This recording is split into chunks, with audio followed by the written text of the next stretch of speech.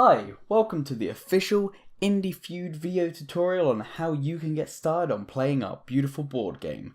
So, today I'm just going to be showing you quickly a rundown of all the rules and all the pieces and how basically you're going to get started with our game Indie Feud. First off, we have our coloured genre dev cards over here.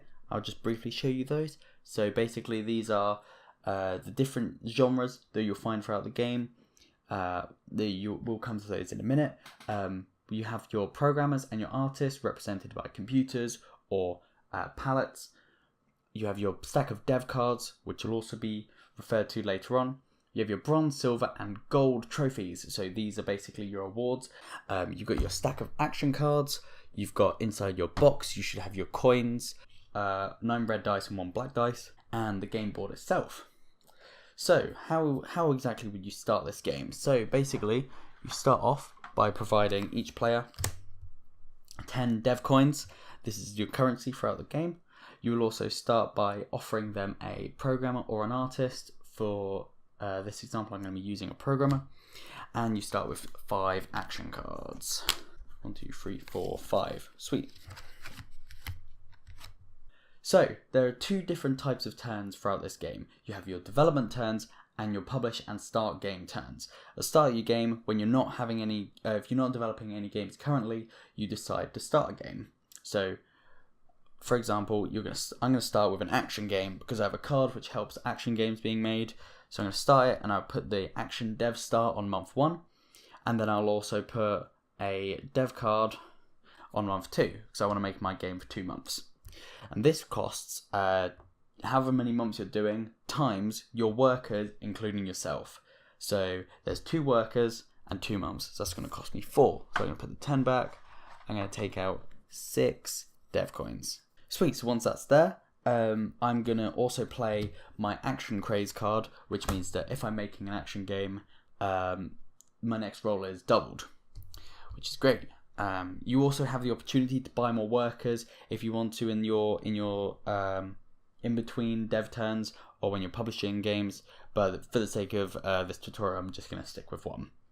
So at the end of your turn, you draw back until you're at 5 cards. So we go and draw 1 card, and you can spin the spinner. Ooh.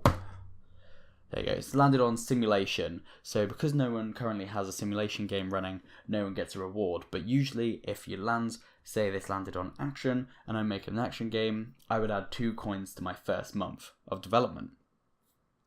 Cool, so once every player has declared what game they're going to make and how long they're going to make it for, you start your development turn. So for this, I'm going to be using 1 black dice and 1 red dice, because I've got 1 programmer, so that means you use 1 red dice, and the black dice represents you. So that got 6 on me, and the red dice are halved and then rounded up. So this will be 2, so 6, 7, 8, and because of the action craze card, I get 16 altogether. There we go. Perfect. So that's just because I've got a programmer. If I chose to make an artist or start with an artist, I would add 2 to my development turn instead of rolling a red dice. At the end of my turn, I draw another card and spin the spinner. Okay, so there are your dev turns. Basically, they'll carry on until a game is ready to be published. So imagine on my next roll, I rolled a, let's say 4. So put 4 coins on your dev card, and then the next turn after that is your publishing turn. So you take away this, and then if it's 50 or above, you can spend 50 of it to get a bronze trophy. You can then also, after you've got the bronze trophy and you get a game that's published is worth 100, you can spend 100 coins and get a silver trophy. And if you've got a game which gives you more than 150 coins, you can spend 150 coins and purchase the golden trophy, and that wins you the game. Yeah, I think that's everything you need to know in order to play Indie Feud. I hope this has been informative, and I hope you enjoy our game.